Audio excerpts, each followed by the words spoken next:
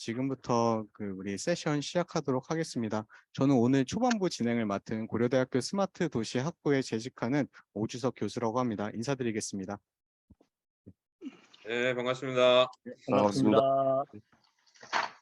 오늘 세미나는요, 우리 스마트 시티 경험에 대해서 여러 전문가들 모시고 함께 논의하는 시간이라고 이해해 주시면 되겠습니다. 제목은 스마트 시티 개발 회고와 바람직한 개발 방향에 대해서 오늘 얘기를 하실 거고요. 오늘 진행은 김세용 설계학회장님께서 여러분들 소개와 그리고 각 이제 여러분들 얘기를 듣는 시간 함께 진행하시도록 하겠습니다. 그러면 마이크를 넘기도록 하겠습니다. 예, 반갑습니다. 네, 반갑습니다. 네, 안녕하세요. 안녕하세요. 네. 반갑습니다, 회장님. 예. 다 바쁘실 텐데 시간 너무 잘 지켜주셔가지고 감사드리고요. 예, 특히 지금 박승기 원장님 아마 어디 워크샵인 줄로 제가 알고 있는데 네, 참 내가지고 참석해 주셔서 감사드립니다. 네, 네, 네. 저 화면 보니까 홍 차관님도 첫 속인 것 같네요. 네, 고맙습니다. 아닙니다. 예, 저 오늘 네 분의 최고 전문가 기관장님들 모셨습니다. 손명수 전 국토부 차관님, 그리고 지금은 서울과기대 교수님이시고요. 장석영 전 중소벤처 아닙니다. 과기정통부 차관님, 예, 지금은 금양이노베이션 대표하고 계시고요. 그다음에 차정훈 전 경기부 정책실장님, 지금은 카이스트홀딩스 대표 계시고요. 네, 안녕하세요. 박승기 카이아 원장님 모셨습니다. 그래서 네 분이 이제 오늘 이렇게 모인 김에 우리가 참 시간이 그렇게 많지가 않으니까 한 2라운드 정도 말씀 듣는 걸로 진행을 하겠습니다. 지금 첫 번째는 그동안에 이제 스마트시티를 연구하셨거나 조성하셨던가 기획하셨든지 그런 경험들이 이제 다 있으실 텐데 그 경험에 대해서 후학들에게 들려주고 싶은 말씀 이거를 첫 번째로 먼저 좀 들어보고요. 그 다음에 이제 두 번째 라운드는 오전에 이제 저희가 이 세션을 비슷한 걸 했습니다만은 해외 수출에 대한 거, 산업의 부가적인 효과에 대한 이야기를 우리가 많이 했었어요. 그래서 후학들에게 들려주고 싶은 K 스마트시티 수출의 유의점이랄까 이런 부분을 좀 말씀을 해주시면 좋겠습니다. 그럼 첫 번째 라운드 스마트시티의 기획, 연구 또는 조성에 관한 경험을 선생님들로부터 듣도록 하겠습니다. 자, 이렇게 보면은 화면이 좀 분할이 되어 있는데 화면 분할된 이 시계 방향으로 돌아가도록 하겠습니다. 시계 방향 제일 처음이 손명수 교수님이 지금 12시 방향에 계십니다. 손 교수님부터 말씀을 듣도록 하겠습니다. 마이크 넘기겠습니다. 맞습니다. 네, 감사합니다. 스마트 도시를 직접 제가 도시 전체를 기획하거나 조성해 본 경험은 사실은 없는데 사실은 여러 전문가님들께서도 아시다시피 스마트 도시라는 스마트 시티의 개념이 굉장히 광범위하죠. 어떻게 보면 여러 가지 의료, 헬스케어, 안전, 많은 또 스마트홈까지 포괄적인 개념인데 저는 교통 분야에 오래 종사한 사람으로서 교통 분야에 대해서 좀 말씀을 드리면 제가 직접 이 조성한 경험은 없지만 우리나라 교통 시스템이 사실 스마트 시티의 한 부분인 이 스마트 교통 시스템이 우리나라가 굉장히 잘 돼 있는 나라 중에 하나입니다. 여러분께서도 대중교통을 이용해 보시면은 경험하시겠지만 버스 인포메이션 시스템이라든가 지하철의 이 출도착 시간 안내 시스템 또 일반 철도도 마찬가지입니다만은 이런 모든 것들이 사실은 스마트 도시의 한 기술 요소라고 생각을 합니다. 그런 부분이 우리나라가 굉장히 잘 되어 있는 나라이고 제가 지금 학교에서 학생들을 가르치고 있는데 외국 학생들도 가르치고 있거든요. 그런데 외국 학생들이 우리나라 교통 시스템 중에서 특히 많이 관심이 있어하고 자기 나라에 도입하고 싶어하는 부분이 이 통합 환승 요금 시스템입니다. 이것도 사실은 이제 어떻게 보면 넓은 의미의 스마트 시티를 이루는 하나의 교통 시스템 중에 하나라고 보여지는데, 우리나라의 이 통합 환승 요금 시스템이 서울시에서 먼저 물론 시작을 했습니다만 지금은 거의 전국 단위로까지 발전을 하고 있는데, 굉장히 부러워하고 꼭 자기 나라에 도입을 하고 싶다, 그래서 논문도 쓰고 싶다 하는 그런 학생들이 많이 있습니다. 이러한 부분들을 잘 발전시킨다면 우리나라가 스마트 도시, 스마트 시티를 해외에 수출할 때도 이러한 부분이 하나의 큰 강점이 될 수 있다고 생각이 듭니다. 네, 이상입니다. 네, 감사합니다. 손 교수님께서 우리나라의 이제 앞서가는 교통 시스템에 대해서 쭉 경험에 의거해서 말씀을 해주셨고요. 다음은 지금 열심히 그 기업 활동을 하고 계시죠? 장석영 대표님 한번 경험 들어보겠습니다. 예, 이런 수준 높은 이 학회에서 발표하게 돼서 진짜 큰 영광으로 생각합니다. 저는 한 1년 정도 주로 이제 정보통신 분야 공직에서 일을 했습니다. 그래서 스마트 시티랑 뭐 어쩌면 많이 관련이 있을 수 있는 거죠. 결국 이제 스마트 시티라는 게 아시는 것처럼 여러 가지 도시 문제, 뭐 치안이나 교통이나 안전 이런 도시 문제들을 디지털 기술, ICT를 활용해서 해결하는 것이 기본적으로 스마트 시티라고 볼 수 있는데, 그런 점에서 봤을 때 이제 제가 경험했던 걸 한 2가지 정도를 좀 말씀을 드리고 싶습니다. 첫 번째는 이제 개별적인 어떤 분야, 개별적인 기술을 활용한 것하고, 그다음에 두 번째는 스마트 시티 전체에 대한 어떤 기획이나 이런 경험입니다. 첫 번째 이게 이제 우리 송 교수께서 말씀하신 부분하고 이제 관련이 있는데, 최근 오면서 이제 빅데이터나 인공지능 이런 기술들을 여러 가지 사회 분야에 활용하는 게 많아졌습니다. 제가 했던 것 중에 한 가지 기억나는 게 그 도시 교통 분야, 특히 이제 사고 예방을 위해서 빅데이터와 AI를 활용한 그런 기획을 한번 했었습니다. 어떤 내용인가 하면은 도시에 이제 이 교통사고 데이터들이 축적이 많이 됩니다. 어떤 시간에 또 어느 장소에서 사고 유형 이런 게 많이 지금 축적이 되고 있어서 그거를 저희 이제 정보통신부에 있을 때 지원을 해가지고 분석을 했습니다. 첫 번째 저희들이 시범 사업을 했던 게 이제 대구시에서 했었는데, 예를 들면 이런 겁니다.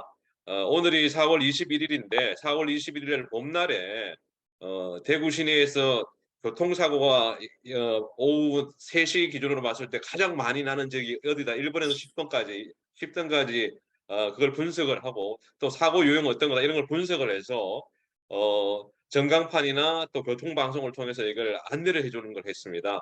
그랬더니 그때 2016년인가 그런데 대구시의 교통사고가 한 12% 이상 줄어들었어요. 줄어들었고, 그 당시에 다른 지역은 교통사고가 4%, 5% 늘어났는데, 그래서 그때 생각했던 게 이 빅데이터나 그러니까 인공지능을 통해서 이 교통관리, 교통사고를 예측하고 활용하면은 여러 가지 사회적인 비용을 줄일 수 있겠구나 하는 그런 생각을 했었고요. 두 번째는 제가 2018년인가 그 4차 산업혁명위원회 초대 지원단장을 하면서 여러분도 뭐 관심 계신 분은 아시겠지만 국가 시범도시 스마트 시티를 뭐 제가 기획했다 하면 뭐하지만 하여튼 그 일에 많이 관여를 했습니다. 이 손차관이 그때 계시던 국토교통부가 주관 부처이긴 한데, 이 4차 산업혁명위원회에서 스마트 시티 특별위원회를 구성해서 거기서 이제 스마트 시티 국가 시범 도시로 선정한 거죠. 그래서 아시는 것처럼 그때 부산 에코데타 시티하고 세종 5-1 지구를 국가 시범 도시로 선정을 했습니다. 그 시범 도시가 가지는 의미는 다른 데하고 좀 다른 게 뭐 다른 데도 있을 수 있지만, 첫 번째는 백지 상태에서 4차 산업혁명 기술을 적용해 본다는 거였습니다. 그래서 사실은 에코데타 시대도 그렇고 세종 5-1 지구도 아무 개발이 안 된 그런 백지에다가 인공지능이다, 뭐 자율차다 이런 기술을 적용해서 이제 하는 그런 거였어요. 그래서 세종은 스마트 모빌리티, 부산은 사람 중심의 디자인 뭐 이렇게 가지고, 두 번째 그때는 그 마스터 플래너라고 해서 인공지능학자인 정재승 교수, 그다음에 천재원 씨가 하여튼 이 스마트 기업 하는 분이 처음에 오셨는데 그렇게 해서 하여튼 민간 주도로 한번 시작을 해봤다는 거, 이런 것들이 의미가 있었고, 그 다음에 한 가지 거기서는 시민들이 참여하는 거예요. 도시 문제 해결을 건설 이 전문가들만 하는 게 아니고 시민들이 실제 살면서 리빙넷 개념으로 불편한 걸 느끼는 걸 해결할 수 있고, 또 그걸 통해 가지고 업그레이드 할 수 있는 뭐 그런 걸 했던 것들이, 그러니까 국가 시범 도시의 어떤 특징이고 장점이었던 것 같아요. 근데 지금 원래는 2021년까지 입주하는 걸로 했는데 아마 입주가 늦어지는 것 같아서 제가 더 업그레이드 저걸 못했는데, 하여튼 그런 점에 있어서 한번 국토부나 또 여러 부처가 같이 했다는 건 의미가 있는 것 같습니다. 그래서 이런 부분들을 잘 활용하면 우리가 수출 사업에도 좀 적용할 수 있다는 그런 생각합니다. 감사합니다. 예. 예, 장 대표님 감사합니다. 그 에코델타하고 세종 5-1 시범 도시 기획하는 말씀 아주 재밌게 들었고요. 아마 혹시 나중에 시간이 되면 지금 학회에서도 이제 여러분들이 그 프로젝트들에 참여를 하고 있고 그 여러 이제 그 외에 우리가 스마트 도시라고 하는 것도 참여하고 있으니까 한번 좀 같이 복기를 해보시는 것도, 그런 세미나를 한번 해보는 것도 좋을 것 같은 느낌이 생각이 듭니다. 근데 이제 사실 이제 말씀 듣다 보면 이제 우리나라의 스마트 도시는 아무래도 이제 신도시 중심으로 간다는 거, 그리고 초기에 중앙정부가 상당히 깊게 개입한다는 거, 그리고 항상 그 산업의 부가 효과를 감안하고 기술 중심으로 간다는 거, 이런 특징들이 조금 그 유럽이나 미국하고 조금 다르게 나타나는, 그게 좋다 나쁘다 떠나서 그런 부분이 좀 있습니다. 그래서 오전에도 이제 국가 주도의 그 스마트 시티가 과연 앞으로도 지속 가능하게 갈 수 있느냐, 이런 이제 토론을 좀 한 적이 있는데, 그거는 그 네 분 말씀 끝까지 들어보고 다시 한번 우리가 이야기를 하도록 하고요. 다음은 그 지금 카이아에서 굉장히 그 미래 도시나 스마트 도시 관련해서 연구를 많이 하고 계시는데, 박승기 원장님 말씀 들어보도록 하겠습니다. 네, 반갑습니다. 저는 제가 국토부에 근무할 때 스마트시티 전신이죠. 유비쿼터스 도시 법하고 R&D를 제가 담당을 했었습니다. 그래서 벌써 한 15년이 지났네요. 굉장히 감회가 새롭기도 하고, 작년에 바르셀로나의 그 스마트시티 월드 컨그레스를 갔다 오고서 굉장히 반갑기도 하고 그랬던 것 같습니다. 제가 2007년이었습니다. 2007년에 아마 그 유비쿼터스 도시라는 법이라 그래서 그때 국회에서도 영문 이름이라서 반대도 좀 심했고요. 그 법을 만들면서 했던 느낌들이 한 서너 가지 정도가 떠오르더라고요. 말씀 주신 거 생각해 보니까. 첫째가 일단 그 법을 만들면서 그때 정통부랑도 같이 협의하면서 법을 만들었던 기억이 나고요.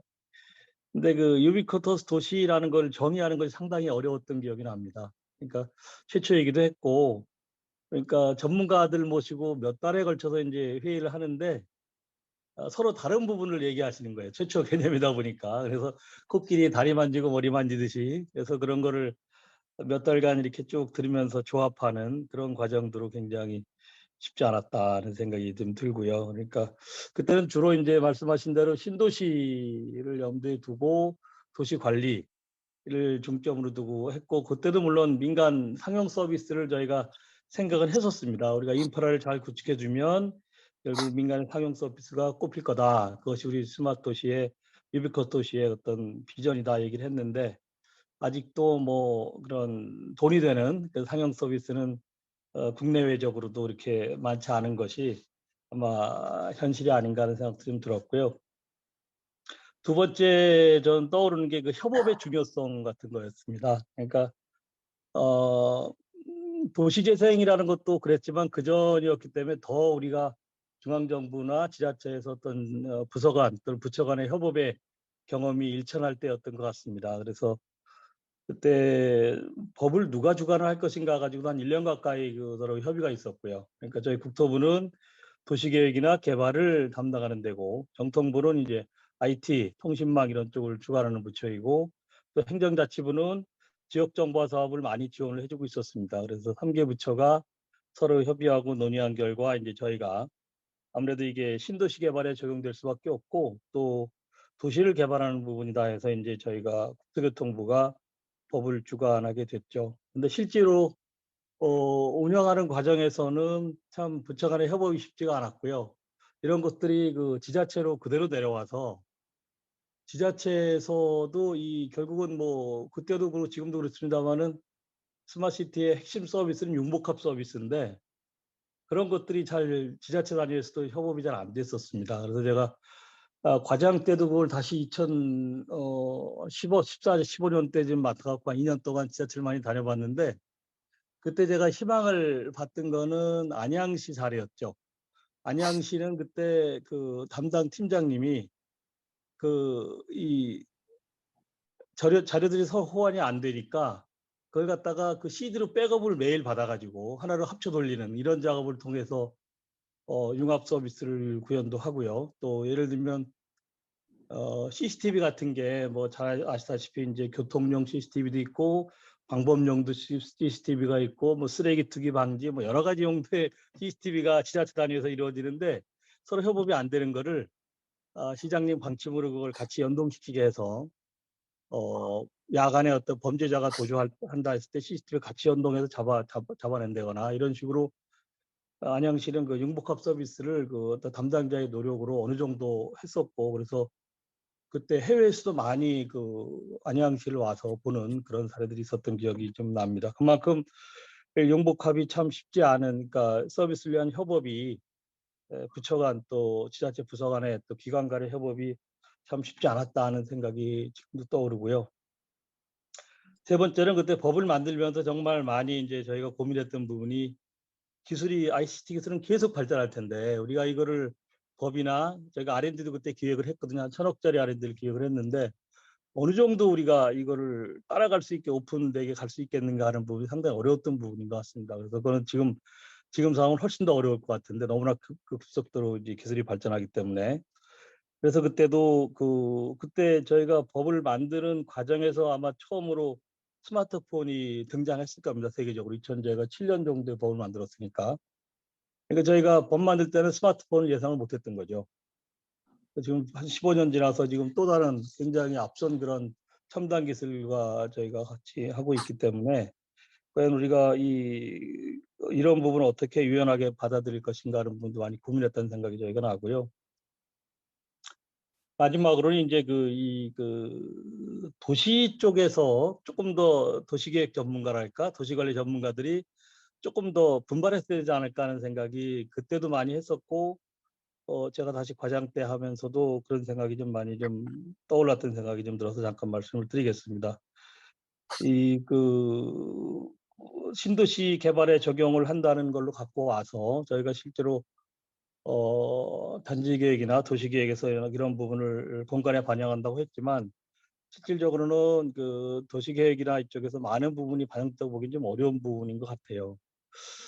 그래서 그런 것들이 좀 아쉽지 않은가. 제가 이번에 이번 금요일 날 끝났죠. 하노버 독일 하노버에서 있던 국제 산업박람회, 거길 제가 다녀왔습니다.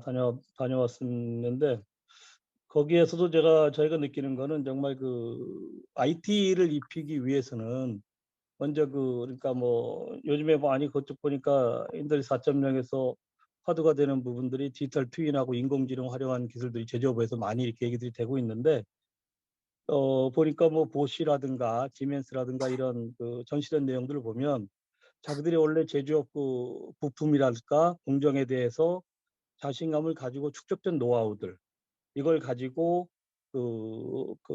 리스크랄까 제품의 특징, 뭐 위험, 뭐 이런 것들 다 자기들이 가장 잘 축적돼 있다, 그런 기술들이. 그렇기 때문에 디지털 트윈이고 뭐 이런 오토메이션에 관한 부분들을 가장 효과 있게 구축할 수 있는 사람들은 자기들이다, 이렇게 얘기들을 하는 걸 보면서 이게 결국은 이 스마트 시티도 굉장히 다양한 분야가 이렇게 있는데, 그러니까 도시계획 분야도 있지만 아까 말씀하신 교통도 있고 뭐 행정도 있고 복지도 있고 뭐 환경도 있고 각각 굉장히 많은 분야가 있는데, 각 분야의 그런 전문가들이 조금 더 그 이거를 그러니까 어떻게 할까, ICT를 입히기 전에라도 좀 더 그 현상에 대한 분석이랄까, 또 뭐 그런 원인 분석이라든가 또 데이터라든가 이런 부분들을 많이 고려하고 프레임을 잘 잡아주고서 됐으면 더 좋았을 게 아닌가 하는 생각이 좀 들었습니다.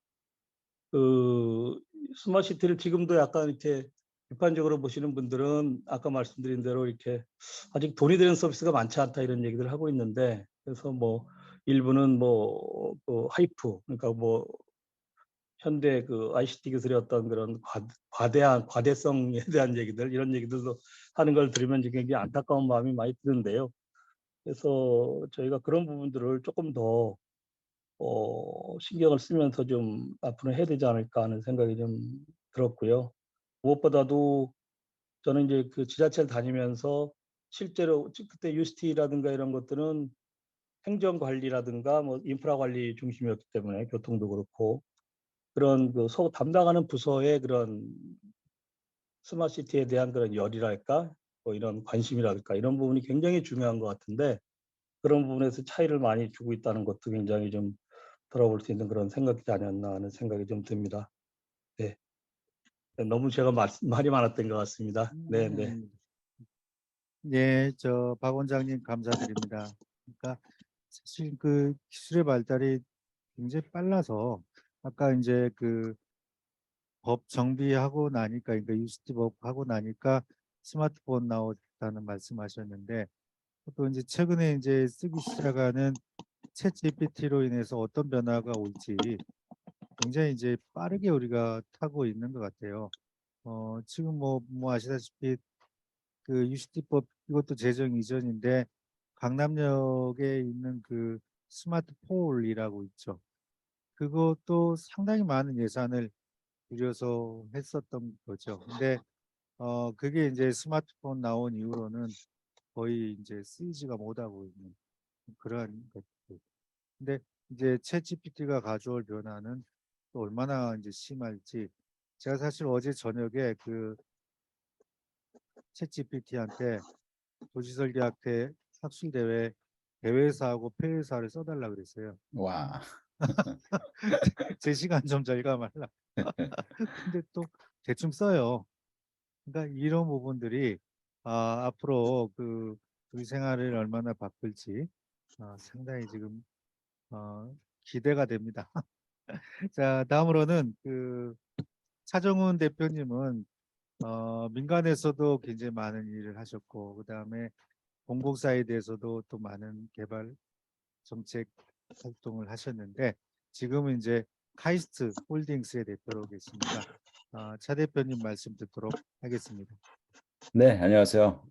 먼저 이 도시설계학회 충계 학술대회를 그 이끌어 가신 또 우리 김세용 회장님 비롯해서 여러 관계자분들의 노고에 특히 감사를 드립니다.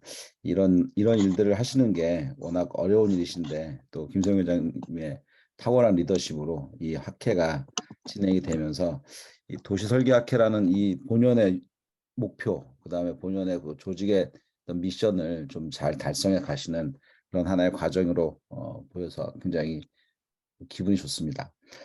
저는 개인적으로 그 원래 그 글로벌 회사에서 그 이런 이제 스마트 시티라든지 혹은 데이터를 활용한 또 인공지능을 어떻게 좀 더 극대화시켜서 시티 스케일로 이런 서비스들을 만들어낼 수 있는지, 그런 어떤 펀더멘털을 어떻게 제공할 수 있는지, 이런 것들을 조금 그 전에 있었던 회사에서는 많이 연구했었고요.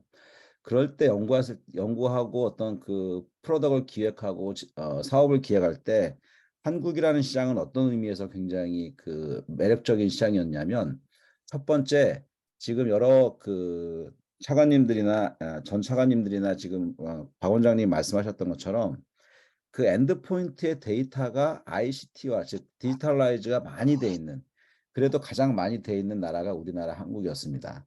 그런데 그 문제 중에 하나가, 근데 또 하나의 문제가 그 데이터의 액세서빌리티가 상대적으로 굉장히 낮았고요. 그 데이터를 실질적으로 활용할 수 있는 데이터로 저희가 액세스하기에는 굉장히 어려웠던 이런 문제점이 있었던 게 또 한국이었던 기억이 납니다. 그리고 가장 처음 저희들한테 큰 문제점 중에 하나가 뭐였냐면, 예를 들면 우리나라는 제가 그때 당시에 그 스마트 시티를 막 이제 시티 스케일의 서비스를 고민하고 생각할 때 한국 상황을 막 공부해 보니까 그때 당시에 약 6만 7천 개 정도 공공 사이트에서 만든 아마 방범용 CCTV였던 것 같은데, 그 CCTV 위치가 전부 다 공개돼 있었습니다. 아주 그냥 그 좌표로. 그게 이제 우리나라에서 공공 데이터로 공개하신 데이터였어요.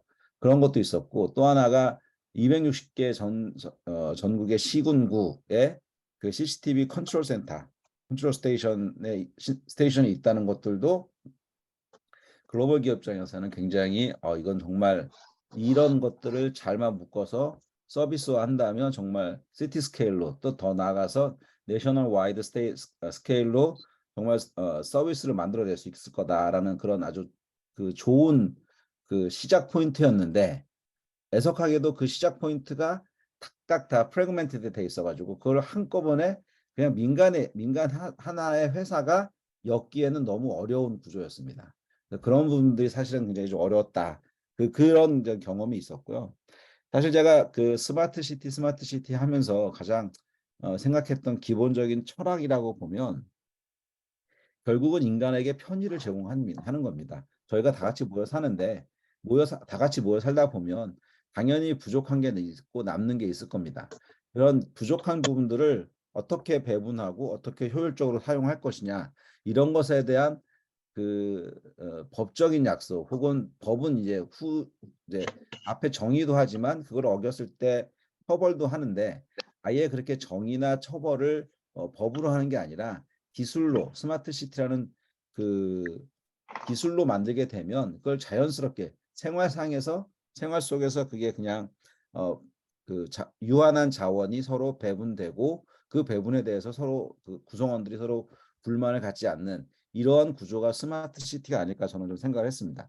그런 자원을 보면 결국 자연적인 자원이 있고, 인간이 만들어낸 자원도 결국은 자연적인 자원을 트랜스폼 해가지고 만든 거지만, 어쨌든 인간이 만들어낸 자원도 있을 겁니다. 이 두 가지 자원을 어떻게 컴팩트되어 있는 도시 안에서, 공간 안에서 그 많은 구성원들이 서로 쉽게 나누어 쓸 것이냐, 그리고 그 나눠 쓰는 그 룰이 기술 기반으로 굉장히 정교하게, 그리고 모든 사람들이 뭐 자기가 원하는 것을 다 가질 수는 없지만, 그렇지만 그 덜 갖고 덜 쓰는 것이 서로에게 다 인정이 되는 이런 구조를 어떻게 만들 것이냐가 가장 핵심이 아닐까, 이런 생각을 좀 많이 해봤었고요.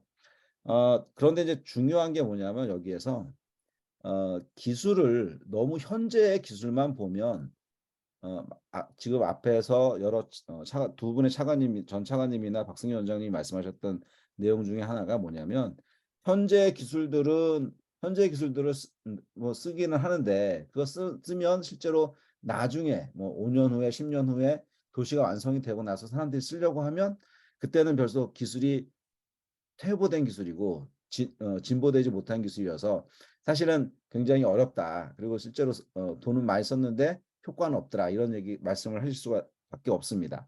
사실 그 기술의 변화가 굉장히 빠르게 일어나는 것은, 뭐 표면을 보면 빠르게 일어나는데요, 베이스먼트를 보면 그렇게 빠르게 일어나지 않습니다. 그리고 그 베이스먼트가 사실은 빠르게 일어나지 않아서 저희 IT 업계에서도 가만히 보면 약 한 30년에 한 번씩 큰 변화가 일어나고 있는 이런 상황입니다. 그래서 그런 것들을 좀 잘 고민하고 생각한다면 얼마든지 이 기술의 변화를 따라가는 게 아니라 미리 앞서 나가서 준비할 수 있을 거라고 생각을 하고요. 단순히 이게 IT 기술뿐만 아니라 뭐 바이오 테크놀로지라든지 아니면 트랜스포테이션 테크놀로지 같은 이런 기술에 대한 변화들도 우리가 굉장히 유익 있게 미래 방향들을 잘 고민하고 생각해야 된다고 생각합니다. 예를 들어서 하이퍼루프 같은 경우 지금이야 뭐 미국이라든지 일부 나라에서 그 테스트 레일에서만 돌고 있는 기술이지만 결국 이것이 앞으로 10년, 20년 후에 즉 지금 고민하고 생각하는 도시에 우리가 들어가서 살고 우리의 자식들이 들어가서 살 때쯤 되면 하이퍼루프가 분명히 상용화될 거거든요. 그럼 그럴 때는 어떻게 이 하이퍼루프를 배치하고 운영할 것인지 이런 생각들도 같이 고민하고 생각해야 된다.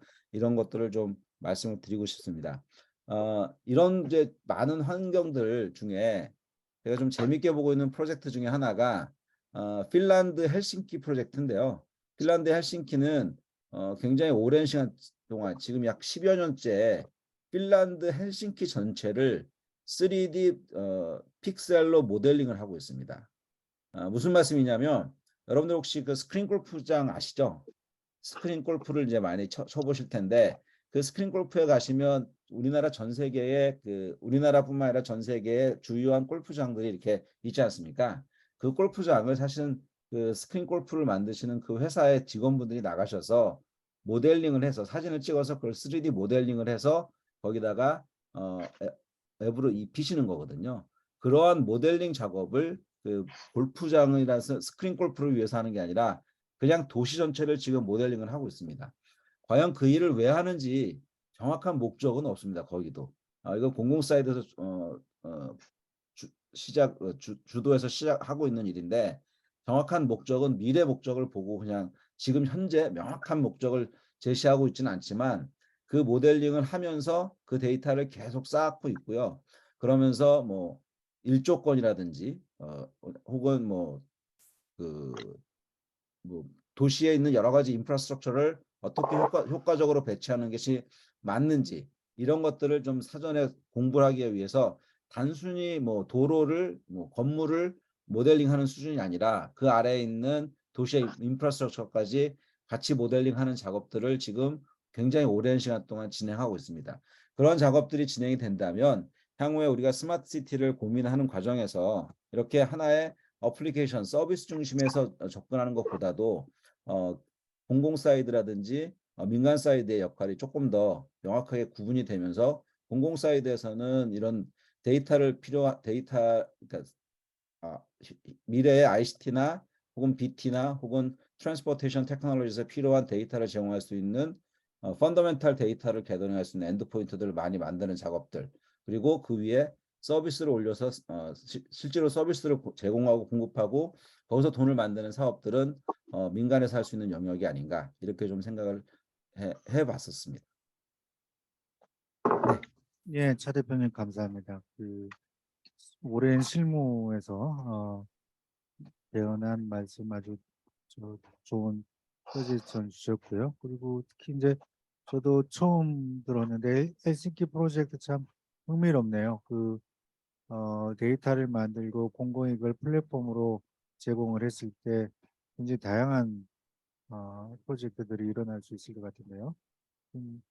우리도 아마 같진 않지만 아마 제가 알기로는 한 20년 전에 뉴욕이나 런던이 그 3D 모델링을 진행을 했었고, 지금 말씀 들어보면 이제 LCT처럼 그러한 레벨 오브 디테일은 아닌 것 같고, 3D 맥스를 사용해서 모델링을 했고, 이제 서울도 지금 돼 있고, 그런 상황이 되는데, 문제는 이제 우리가 이거를 좀 효율적으로 쓰고 있지를 못하죠. 네. 그런 부분 중요할 것 같고요. 자, 첫 번째 라운드, 네 분의 전문가 선생님들로부터 본인들이 직접 관련된 스마트시티 기획의 조성 연구에 대한 경험을 지금 잘 들어봤습니다. 두 번째는 우리가 오전에도 조금 토론을 했습니다마는 한국의 스마트시티 이게 이제 K 스마트시티라는 게 많은 부분에 있어서 공공이 주도하다 보니까 이거를 수출을 염두에 두고 진행하는 경우가 많고 또 관련된 산업하고 연관이 되는 경우가 많습니다. 근데 실제로 이제 우리가 수출하는 경우도 있고 또 시행착오를 겪는 경우들도 꽤 있습니다. 그러니까 우리가 지금 수출하고자 하는 타겟 국가의 수준을 하고 조금 차이가 나는 그런 개념적인 걸 한다거나 아니면은 한 예를 들면은 전자정부 같은 거를 한동안 열심히 수출했는데 나중에 보니까는 그 나라들은 이제 그 신뢰 구축이 안 돼 있다 보니까 실제로 수출했던 게 뭐 장비까지 도와줬던 게 무효가 된다든지 그러한 일들이 빈번히 발생하고 있습니다. 근데 지금 이 순간에도 뭐 KSP나 뭐 스마트 챌린지나 여러 가지 사업들이 해외랑 연관을 지으면서 진행이 되고 있는데요. 그런 일들 하시는 분들이 이제 저희 학회에도 꽤 많이 계십니다. 이분들을 위해서 한번 유의점이랄지 또는 뭐 이러이러하게 됐으면 더 좋겠다라든지 이거 역시 좀 말씀을 해주셨으면 합니다. 순서는 아까랑 똑같은 순서로 하겠습니다. 먼저 손 교수님부터 말씀을 좀 해주시면 좋겠네요. 예, 여러분들의 귀중한 경험과 좋은 말씀 잘 들었습니다. 저희가 이제 그 여러분의 말씀을 들으면서 다시 한번 드는 생각이 스마트 시티는 일단 이름을 참 잘 지었다 그런 생각이 많이 들고요. 그래서 많은 나라에서 관심을 신도시 개발 분야에는 굉장히 강점이 있는 그런 나라다 보니까 저희는 이런 스마트 시티를 도시를 통째로 저희 개발하는 그런 데 중점을 두고 많이 노력도 하고 있습니다. 그런데 사실은 지금 말씀하신 것처럼 스마트 시티라는 것이 굉장히 광범위한 개념이고 결국은 기술을 활용해서 우리 인간의 삶을 우리의 도시 공간을 더 편리하게 더 안전하게 만들자는 그런 개념으로 이해를 한다면 결국은 각 부문별 기술을 더 고도화시키고 발전시키고 그것들을 해외에 수출할 때도 그렇게 분야별 수출 전략 아까 제가 처음에 말씀드린 것처럼 예를 들면 스마트 교통 분야죠. 스마트 교통 분야는 그 자체로 하나의 시스템이고 그것이 분명히 도시의 중요한 한 축을 이루고 있기 때문에 그러한 부문별 뭐 있으면 이제 환경 분야도 있고 치안 분야도 있고 뭐 헬스케어 분야도 있고 여러 가지 이제 앞으로 기술을 활용해서 우리의 삶이 달라질 텐데 그런 부문별 기술을 고도화시켜서 해외에 수출까지도 할 수 있는 그런 쪽으로 노력을 하면 어떨까 그런 생각도 듭니다. 왜냐하면 아까 박 원장님이 말씀하신 것처럼 궁극적으로는 스마트 시티가 융복합 서비스를 다 모든 거를 이제 다 하는 것을 목표로 하게 되겠지만 또 한편으로는 이게 모든 분야의 그런 그 데이터의 집중에 따른 그런 어떤 철학적인 이 갈등도 또 발생할 수 있는 그런 부분이 있기 때문에 스마트 시티를 한꺼번에 모든 융복합 서비스를 다 제공하는 것이 되면은 물론 뭐 그게 편리하고 좋은 점도 있지만 우선은 각 분야별로 우리가 집중해서 발전을 시키고 그것이 지금 이미 또 우리가 인정을 받는 그런 분야들이 있기 때문에 해외 수출 측면에서는 그런 전략도 좀 생각해 볼 필요가 있지 않나 그런 생각이 듭니다. 예, 감사합니다. 예, 감사합니다. 방금 이제 손 교수님 말씀은 이제 종합적으로 우리가 지금 뭐 많이 논의가 되고 있는 마스터 플랜에 기인한 프로젝트 베이스 수출도 있을 수 있겠지만 그보다는 요소 기술들을 좀 쪼개서 그 부분에 집중해서 가는 것도 좋은 전략이다. 이렇게 이해가 되고요. 실제로 일을 하다 보면은 이제 해외에서 원하는 스마트 도시라는 게 본인들이 감당 못하는 경우도 많아요. 특히 개도 같은 경우에 그랬을 때 특화된 몇 개 요소 기술이 들어가 주는 경우가 훨씬 더 빠르게 더 잘 안착하는 그런 경우들을 종종 보게 됩니다. 좋은 말씀 감사드리고요. 다음은 그 장석영 대표님 말씀 들어보겠습니다. 예, 1라운드에 하여튼 우리 네 분 전문가들의 하여튼 인사이트 있는 말씀 감사드립니다. 우리 특히 박성규 원장님 이제 유비쿼터스법 제정하시고 그랬는데 사실 저도 이제 과장 때 2007년 이럴 때 대한민국에서 유일할 것 같은데 유비쿼터스 정책팀장을 했어요. 그래서 그 당시 야 유비쿼터스 팀장이 뭐냐, 과장이 뭐냐 이런 생각을 많이 했었는데 기억이 새롭습니다. 스마트 시티 우리 저 해외 진출 이런 거 관련해서 좀 드리고 싶은 말씀이 저는 이제 데이터 관련해서 두 가지인데 사실은 이제 스마트 시티라는 게 뭐 정의해서 여러분 생각하시는 것처럼 여러 가지 도시 데이터 또 시민 데이터를 가지고 도시 문제를 해결하는 거잖아요. 그러면 이 결국은 스마트 시티의 기반이 되는 게 도시 데이터, 시민 데이터인데 여기 이 시민 데이터를 어떻게 확보하고 시민들의 어떤 신뢰를 이 데이터 관련해서 어떻게 확보하는지 그 문제가 참 중요한 것 같아요.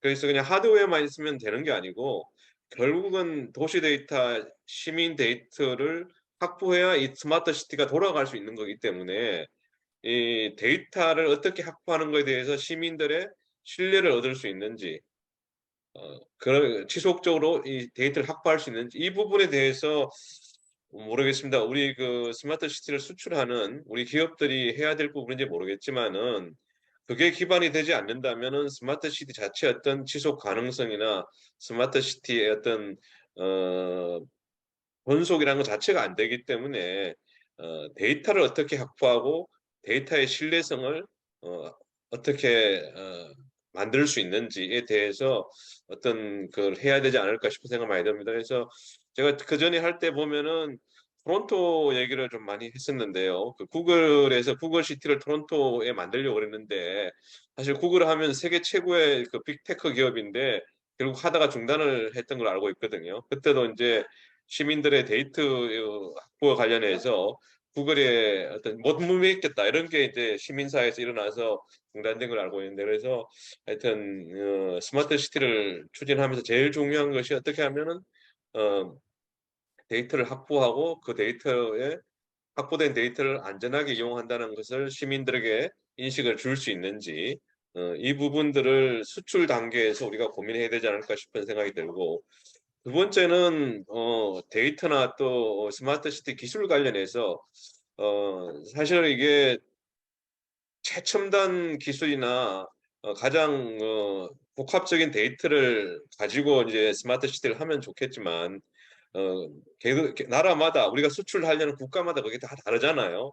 이 기술 수준이나 인프라나 데이터의 이 접촉도 이런 게 다 다르기 때문에 그러면 우리가 가지고 있는 지금 한국에서 우리가 스마트 시티로 잘 되고 있는 것들을 그대로 적용할 수 있는지 그래서 각 그 지역마다 맞는 어떤 그런 수준의 기술이나 데이터를 활용하는지에 대해서 어떻게 활용하는지에 대해서 좀 고민을 하고 스마트 시티 수출에 이르면 좋겠다는 그런 생각입니다. 이상입니다. 예, 감사합니다. 특히 이제 데이터의 중요성, 그다음에 데이터의 신뢰 이거 말씀하셨는데 저도 100% 공감하고요. 이제 구글의 경우는 토론토 구글의 경우는 이제 좀 안타까운 사례이면서 동시에 굉장히 많은 서제스션을 던진 사례이기도 합니다. 그래서 또 말씀하시니까 이제 제가 떠오르는 사례가 시카고는 그 범죄 발생 지역을 그 시 홈페이지에서 계속 알려주죠. 근데 한국에서 비슷한 시도를 하려고 보면은 엄청난 반발에 부딪힙니다. 지금도 4대 범죄를 공개를 못하고 있습니다. 지역별로. 근데 저도 이제 몇 년 전에 그 논문 쓰면서 그런 거를 이제 경찰청 통해서 이제 봤던 적이 있는데 우리가 피상적으로 생각하는 거하고 다발 지역이 좀 다릅니다. 실제로. 그럼에도 불구하고 이게 시카고는 공개를 하는데 우리는 그 어떤 도시도 공개를 할 수가 없는. 물론 이제 그 집값이라든가 이제 이런 것 때문에 못하고 있는데 이런 부분들은 우리가 좀 심각하게 생각해야 될 문제예요. 그래서 데이터의 공개에 있어서 또 데이터의 취득에 있어서 어느 부분의 선까지 우리가 허용하고 그 다음에 또 이런 부분을 장려해야 되는지 이런 부분이 앞으로 우리에게 남겨진 과제라고 보여집니다. 지금까지는 주로 이제 스마트시티 하면은 지금 벌써 세계 정부에 연달아서 국가 전략 사업이 되고 있어요. 근데 이거를 기업하고 연관짓고 수출해야겠다 이렇게만 생각을 하는데 이제 뭐 꼭 그것만 아니지만 이제 그것 중심으로 생각을 하고 있죠. 그렇지만 정말 그 시민의 편리라든지 데이터의 신뢰라든지 이런 부분을 우리가 좀 곰곰이 따져볼 그런 단계가 이미 되었다고 보여지고요. 중요한 말씀 감사드립니다. 다음으로는 그 박승기 원장님께 마이크를 네. 넘기도록 하겠습니다. 네, 네, 네. 그 스마트시티 해외 진출 그랬을 때 제가 고민했던 거는 이제 우리 도시 수출 같은 걸 제가 고민을 좀 많이 했었던 기억이 납니다. 2015년 뭐 14년 이때 한창 그때 그 중국에서 스마트시티를 굉장히 강조를 하면서 마치 시장이 많이 열려 있는 것 같았고 그래서 저희가 건설회사랑 IT 업체랑 같이 모여서 한동안 많이 고민을 했었던 경험이 납니다.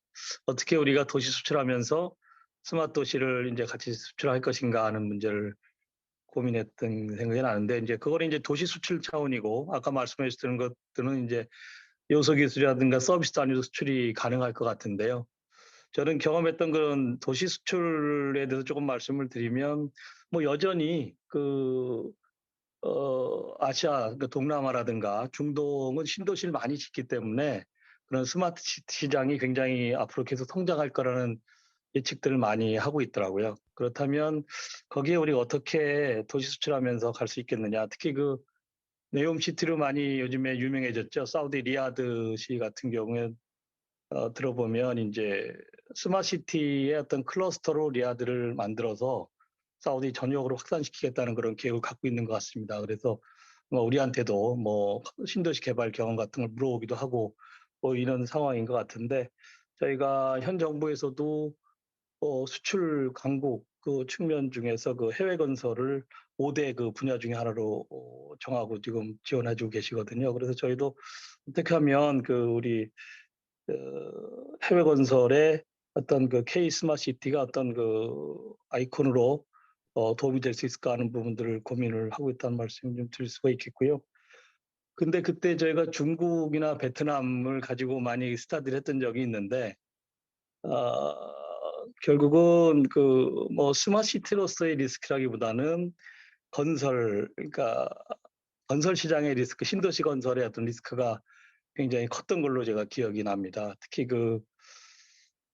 이게 뭐 도시 수출이기 때문에 물론 그 스마트시티의 어떤 뭐 인프라라든가 이런 스마트 인프라 이런 것도 다 같이 겸해서 가지만 도시 건설이다 보니까 뭐 설계하는데 또 시공하는데 또 뭐 계약하는데 무슨 뭐 이렇게 나중에 어떻게 투자비를 회수할 것이냐 하는 여러 가지 그런 법적인 리스크 이런 것들이 굉장히 어려운 문제였고 이런 부분들에 대해서 어느 정도 이미 그 법 체계가 갖추어져 있는 나라라면 저희가 좀 더 쉽게 할 수가 있는데 그렇지 못한 나라들의 경우에는 굉장히 건설회사들이 선뜻 들어가지 못하는 그런 어려움이 있었던 것 같습니다. 그래서 그런 부분은 우리가 굉장히 잘 따져보고 들어가야 될 것 같고 그래서 아마 우리가 뭐 기본 마스터 플랜이나 이런 거는 저희가 하지만 뭐 실설계라든가 뭐 시공 이런 거를 현지인을 같이 끼워서 해서 리스크를 했지 않은 그런 방식으로 많이 하고 있던데 어쨌거나 앞으로도 우리가 아시아나 중동 지방에 스마트시티를 신도시와 함께 수출을 하고자 할 때는 이런 법적 리스크가 가장 커다란 리스크가 되지 않을까 하는 부분이 있고요. 하지만 그동안에 우리 건설사들이 많이 경험도 있고 하기 때문에 그런 부분을 잘 헤쳐나갈 수 있지 않을까 하는 그런 기대도 좀 들고요. 좀 그때 분석해 봤을 때는 어쨌거나 도시공사에서는 뭐 가장 큰 게 공기 지원이라든가 뭐 공사비 증가라든가 이런 재계약 이런 부분이 가장 큰 리스크였던 것 같고요. 그런 부분에 대한 대응을 적절히 하는 것이 굉장히 중요하지 않나 생각이 들고 그런 솔루션 같은 그런 것들 수출하는 부분은 저희가 올해 우리 기술을 해외 실증하는 그런 국제협력 R&D를 올해 신설을 했습니다. 그래갖고 올해 처음으로 이제 공모 중에 있는데요. 국제협력 R&D죠. 거기에 이제 수요 조사를 해보니까 뭐 거기에서는 IT 관련된 것들이 사실은 어떻게 보면 솔루션들이 다 스마트시티 요소라고 볼 수 있기 때문에 굉장히 많은 그런 꼭지들이 들어왔는데 어떤 거 보니까 수요응답형 대중교통 서비스 같은 거 이런 거를 미국에는 그렇게 약하다. 그래서 그런 거를 수출할 수 있겠다 해서 수요 낸 것들이 있더라고요. 그래서 그런 우리가 갖고 있는 상대적으로 서구에 비해서도 미국이나 유럽에 비해서 우리가 앞서 있는 부분들이 꽤 있는 것 같습니다. 그런 그 솔루션들에 대해서는 저희가 개별 서비스도 수출할 수 있지 않을까 싶은 생각이 들고, 저희는 올해부터 이제 공모를 해서 그런 수출하고자 하는 기업한테 저희가 R&D 지원을 해줍니다. 그러면 그 개발된 기술을 현지에 실증하고 거기에서 사업하는 과정을 저희가 지원을 하려고 하는데, 그것도 이렇게 또 몇 번 이렇게 검토회를 거쳐 보니까 막상 거기서 실증을 하려면 거기 말씀하신 대로 데이터도 필요하고 그 지역의 상황도 알아야 되고 여러 가지 그 리스크들이 많겠더라고요. 또 그리고 그쪽에서 관공서에서 그걸 오케이를 해줘야 되기 때문에, 그래서 그런 부분에 대해서는 저희가 지원을 할 때 가급적 그 해당 국가의 그런 공신력 있는 기관들과 같이 이렇게 들어올 수 있는 그런 들 위주로 저희가 지원해 주려고 하는데, 아마 저희가 새로 하는 그런 성과학선형 국제협력 R&D 이쪽을 통해서도 아마 우리 스마트시티의 그런 기술들이 수출될 수 있기를 기대를 하고 있습니다. 네. 예, 좋은 말씀 감사합니다. 이제 그 뭐 스마트 시티의 개념 정의가 워낙 그 스펙트럼이 넓다 보니까 아마 학술적으로도 200개 이상이 지금 나와 있고요. 그리고 이제 각 국가들이 이제 원하는 스마트 시티의 레벨과 개념이 또 다 다르죠. 이제 그 와중에 이제 우리가 그 타겟 컨트리가 정해지면은 이제 그 케이스 바이 케이스별로 움직여야 되는데, 아까 이제 원장님 말씀하신 대로 법적인 리스크가 만만치 않은 것 같아요. 그래서 저도 이제 예전에 KSP나 뭐 아니면 SH에서 몇 군데 그 개발 사업을 할 때, 해외 도시 개발 사업을 할 때 일단은 그 변호사들로 팀을 짜서 먼저 시작했던, 그리고 변호사 팀들이 그 나라를 먼저 좀 도와줬던 이런 경험이 납니다. 그래서 그런 부분들도 우리가 그냥 간과해서는 안 되는, 그러니까 결국은 제일 효과적인 거는 시스템을 수출하는 게 가장 효과적일 것 같은데, 아직까지는 우리가 거기 조금 관심이 덜하지 않나, 그런 생각이 들고요. 좋은 말씀 감사드립니다. 자, 다음으로는 그 차정원 대표님 말씀 듣겠습니다. 네.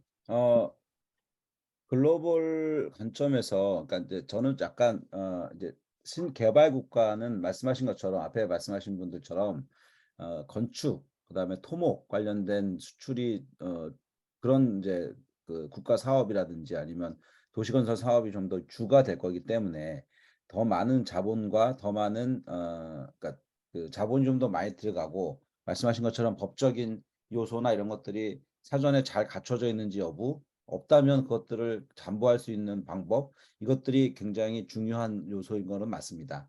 그런데 이제 저는 이제 또 다른 방면으로 기존에 이제 그 이미 메가시티들이 메트로폴리탄들이 겪고 있는 여러 가지 문제점들을 효과적으로 해결한 방안이 있다면, 그리고 그 해결한 전력이 있다면, 그것이 아주 좋은 수출의 어떤 글로벌 진출의 좋은 바로메터가 될 거라고 생각을 합니다.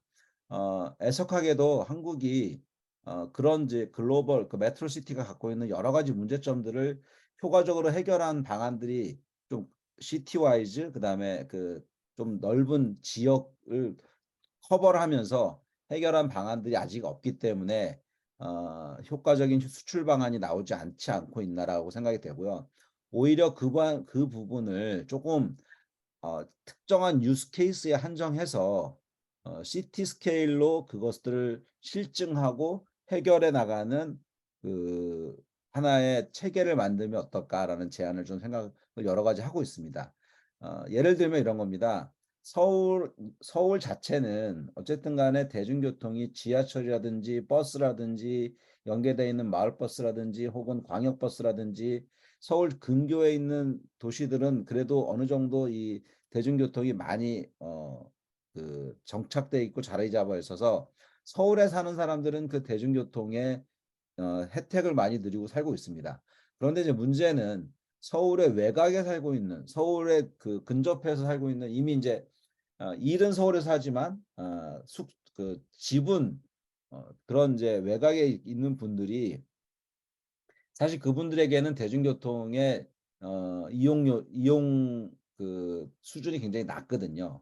그래서 그런 것들을 어떻게 효과적으로 해결해 드릴 수 있느냐, 그런 방법들을 사실은 그 이미 트랜스포테이션을 서비스하고 있는 일반 기업들, 민간 기업들, 그리고 그런 공공 기업들, 그리고 공공기관, 그리고 지방자치단체, 그리고 이런 부분들이 굉장히 큰 스케일의 라지 스케일의 컴퓨팅이라든가 이런 것들이 필요하다면 글로벌 파트너까지 같이 끼워서 이걸 한번 실증해보는 사업을 1년이고 2년이고 사업을 돌려본다면, 그래서 그 안에 있는 시민들이 이 뭐 퍼블릭 트랜스포테이션을 어떻게 운영을 하면 가장 효과적으로 이 운영이 되는지, 그리고 뭐 그 도농 경계 지역은 어떻게 운영하는 게 좋은지, 도심 지역은 어떻게 운영하는 게 좋은지, 이런 것들에 대한 큰 마스터 플랜이 나올 수 있을 것 같습니다.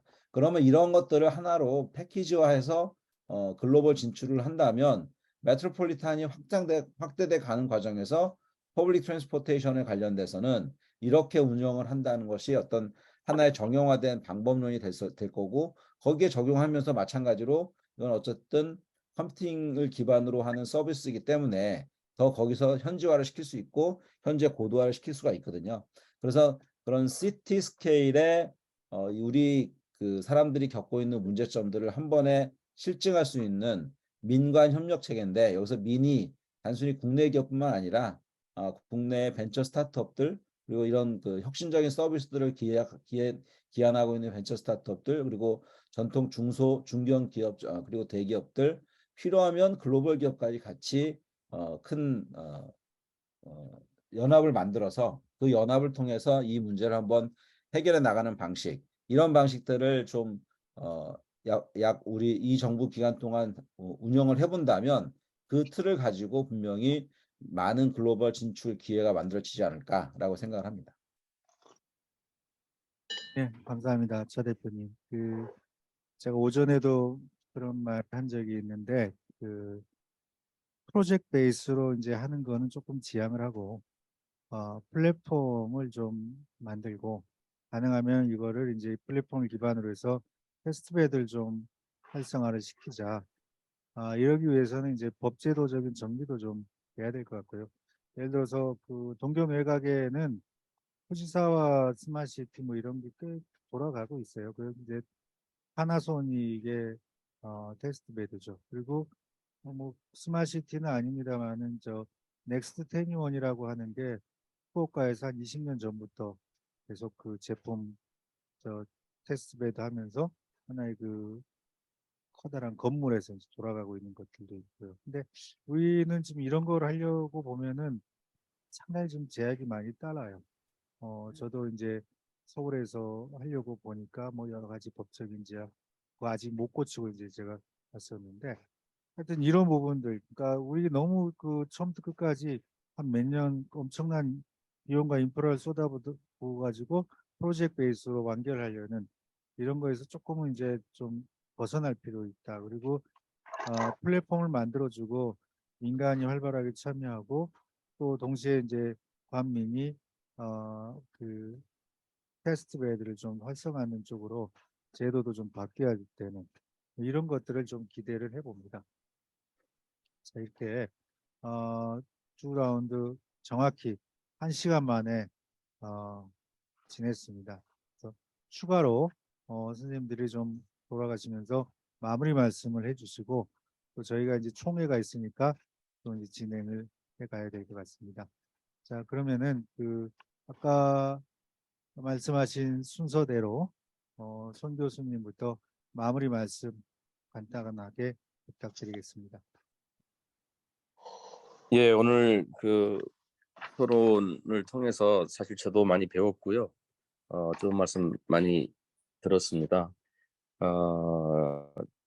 이런 기회가 좀 많아서 우리 도시설계학회가 의미 있는 자리를 만들었다고 생각이 되고, 이런 스마트 시티 요소 기술 또 플랫폼, 원래는 뭐 저희가 신도시, 우리 박 원장님이 오랫동안 애쓰셨던 신도시 수출이 우리나라의 강점이기도 하고 많은 노력을 했지만 또 그게 사실 그만큼 리스크도 크고 사실은 한목에 다 하기가 쉽지가 않은 그런 어려움도 또 있는 것도 사실이고, 그래서 앞으로 이런 그 학계에서도 더 많은 좀 활발한 연구를 하고, 또 이게 실질적으로 업계, 기업계하고 또 사실 연결이 돼야 되거든요. 그래서 같이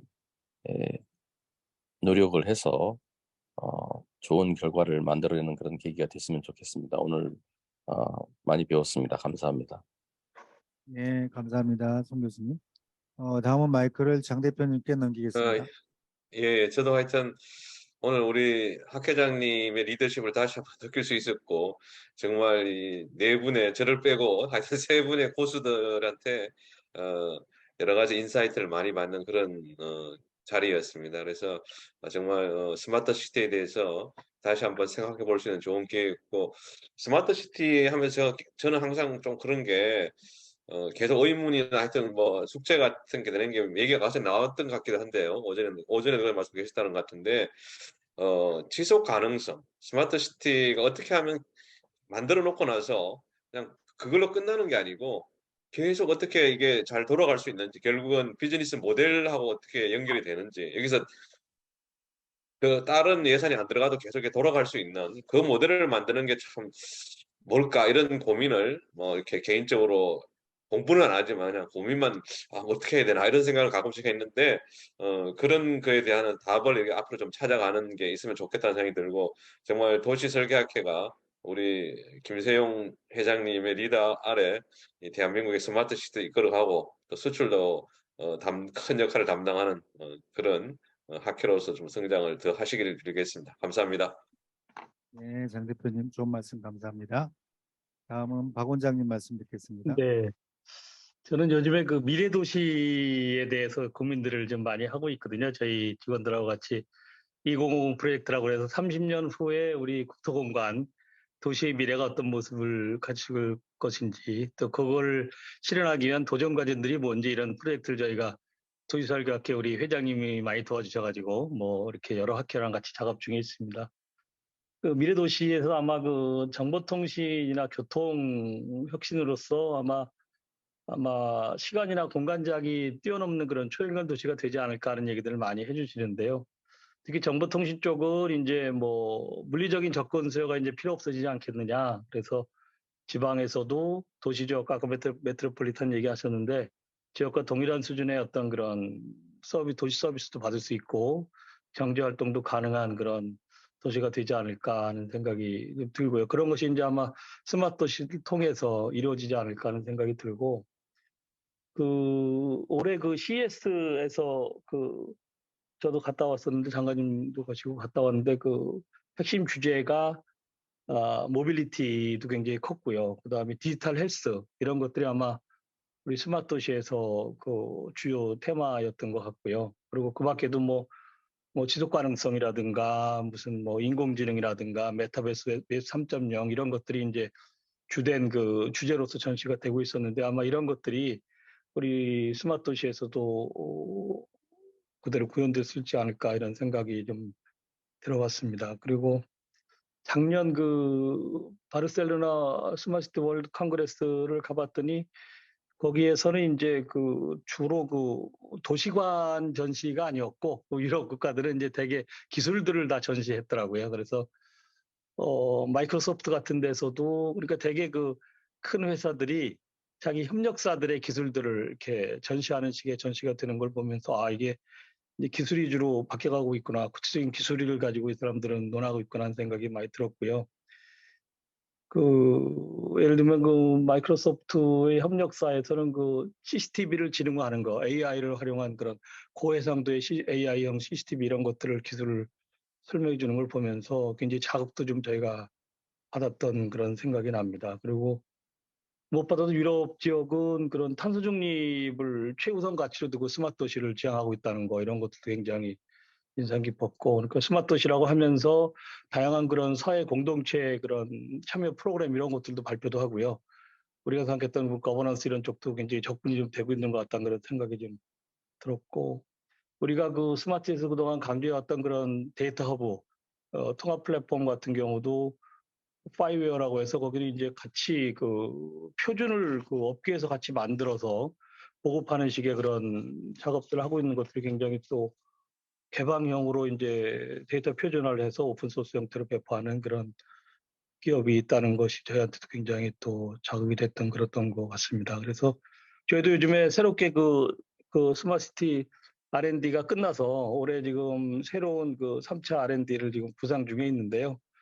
여러 가지 생각을 하고 있습니다. 그래서 그중에 특히 저희가 요즘에 많이 떠오르는 얘기들이 이제 인프라를 좀 더 지능화하는 연구들 이런 거 공공예술 역할이 아니냐는 얘기도 있고 그다음에 공간의 스마트화 연구 이런 부분도 미룰 수 없는 거 아니냐 하는 얘기도 있고 스마트 거버넌스 얘기도 우리도 이제 좀 체계적으로 좀 볼 필요가 있지 않냐는 얘기도 좀 있고요. 그다음에 뭐 솔루션 아까 말씀하신 그런 부분들은 정말 그 실효성 있는 연구가 돼야겠다. 그러려면 저희가 일단은 그 ICT를 입히기 전 단계의 어떤 그런 분석이나 데이터 이런 부분들을 저희가 정확히 따져보고 가장 효과적인 아이템들을 선정해서 그걸 운영할 주체와 함께 이제 매칭해서 개발해 나가는 이런 체계로 솔루션 지원을 해 나가지 않을까 그런 생각을 하고 있습니다. 네, 이상입니다. 예, 박 원장님 좋은 말씀 감사드리고요. 마지막으로 차 대표님 말씀 듣겠습니다. 네, 저는 그 조금 제가 원래 앞에 세 분하고 조금 다른 결의 이야기를 하나 드리겠습니다. 다른 결이라고 하면 어쨌든 이 거대한 도시를 개발하고 도시에 뭔가를 그 입히는 과정에서 필수적으로 자본주의 사회에서는 자본이 들어갈 수밖에 없는 거고 그 자본의 원천이 사실은 토지거든요. 그런데 이제 이 토지를 지금까지 우리나라가 새로운 도시를 개발하는 방식이 항상 불화의 방식이었습니다. 지금 이제 어떤 정도 조성을 하고 조성한 것을 개발하고자 하는 민간 사업자들에게 제공을 해서 그들이 그 어느 정도의 비용을 내고 그걸 비용을 가지고 공공은 뭐 더 필요하면 더 매칭을 해서라도 예산을 매칭을 하든 해서라도 그 공공 인프라를 만들어 주고 거기에 맞춰서 민간은 거기에 필요한 도시적 인프라를 구축하는 방식 이렇게 해서 진행을 해왔는데 그렇게 해서 메트로폴리탄을 이제 효과적으로 탄생시킨 그런 좋은 도시 개발 모델이 성공을 했지만 지금은 우리가 조금 더 그 어드밴스된 금융 기법들을 고민하고 생각해야 되는 그리고 그것들을 제도화로 정착시켜야 되는 시점이 아닌가라고 생각이 됩니다. 지금 그렇게 해서 국가주도로 개발한 여러 지방 중심의 도시들이 사실은 실질적으로 큰 건물이 있고 중후장대한 시설이 있어도 사실 사람이 모이는 공간은 아닌 상황이 지금 자꾸 반복돼 가고 있거든요. 그거는 뭐 우리나라가 인구가 줄어드는 인구가 그 늘지 못하는 문제도 있지만 그 문제 외에도 저희가 단순히 뭐 정부가 개입을 했기 때문에 정부 관이 개입을 해서 관이 뭔가 이렇게 관주도의 그 계획이어서 그렇다라고만 이야기하기는 아무래도 한계가 많이 있는 것 같습니다. 그래서 저는 이제 그 문제점들을 좀 어디서부터 풀어야 될 건가라고 생각해 봤을 때 우리가 항상 그렇게 생각했던 토지라는 재원을 가지고 불화라는 과정을 통해서 재원을 마련해서 도시의 어떤 근간을 만들고 그 위에 빌딩을 올리고 사람을 모으는 그런 도시를 만들어가는 그리고 그 도시에 조금 더 편리한 것들을 입히는 이러한 어떤 스마트 시티라는 개념에서 우리가 그 앞에 과연 정말 우리가 스마트 시티라는 개념이 있다면 그리고 뒤에서 이제 그 도시의 자원들이 여러 사람들에 의해서 소비되고 소모되는 것들을 우리가 정말 예측하고 측정하고 심지어 예측할 수 있다면 그러면 앞단에 개발 과정에 그 금융 모델도 우리가 좀 더 고도화할 수 있는 제도적 고민 그리고 제도적 상상력을 발휘해야 할 때다라고 생각을 합니다. 네. 네, 차 대표님 좋은 말씀 감사드리고요. 하여튼 뭐 도시라는 게 그 지난 몇만 년 동안 가장 스마트한 사람들이 모이고 가장 스마트한 기술이 모이고 또 돈이 모이는 그러한 장소였습니다. 그래서 이 통계를 보면 72년의 유엔 통계, 그러니까 한 50년 전에 거 보면은 지구상에 100만 이상의 도시가 31개, 2개밖에 없었습니다. 지금은 이제 100만 이상의 도시 통계 별로 나오지도 않아요. 1000만 이상의 도시가 이제 30개 돌파하고 도시가 이제 뭐 꼭 크다고 좋은 건 아니지만은 굉장히 다양한 사람들, 굉장히 다양한 기술 이렇게 되다 보니까 당연히 그 유지 관리에 대한 거, 그다음에 여러 가지 문제들이 이제 또 해결해야 될 게 나오고 있고, 지금 우리가 이제 그런 단계를 또 한 단계 점프하는 그러한 전환기에 있다고 보여집니다. 그래서 그런 차원에서 봤을 때 스마트 도시라는 게 이제 그 어떤 선택이 아닌 필수로서 가야 되는 부분이고, 이제 이거를 어떻게 K 모델을 만들 거냐 이런 부분이 중요한 과제인데, 그 오늘 여러 전문가 선생님들하고 잠깐 이야기 나눈 70분은 너무 짧은 것 같고요. 향후에도 다시 이러한 부분들을 그 전문가님들 모시고 좀 더 깊이 있게 토론하는 기회를 갖도록 해야 될 것 같습니다. 오늘은 이제 저희가 5시부터 총회가 있다 보니 오늘은 여기서 마치겠고, 다음을 기약하면서 인사를 나누도록 하겠습니다.